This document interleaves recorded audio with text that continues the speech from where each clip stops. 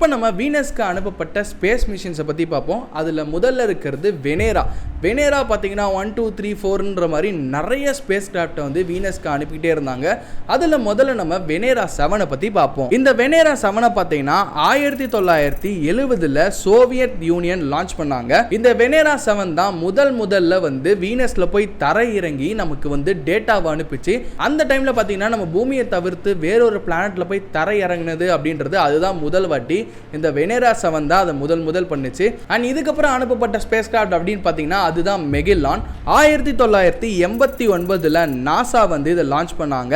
இந்த space craft பார்த்தீங்கன்னா radar technology மூலமா கிட்டத்தட்ட 98% வீனஸ் உடைய சர்ஃபேஸை வந்து மேப் பண்ணுச்சு. அது மட்டும் இல்லாமல் வீனஸ்ல இருக்கிற நிறைய வால்கனோஸ், இம்பாக்ட் கிரேட்டர் இதுடைய இமேஜஸ் எல்லாம் எடுத்து நம்ம பூமிக்கு திருப்பி டிரான்ஸ்மிட் பண்ணுச்சு. இந்த ஸ்பேஸ் கிராஃப்ட் உடைய கனெக்ஷன் பார்த்தீங்கன்னா 1994 வந்து லாஸ்ட் ஆயிடுச்சு. அதுக்கப்புறமா இதனால டேட்டாவை பூமிக்கு டிரான்ஸ்மிட் பண்ண முடியல. அண்ட் இதுக்கப்புறம் பார்த்தீங்கன்னா 2010 ஜப்பான் அனுப்பிய வீனஸ் கிளைமேட் ஆர்பிட்டர்.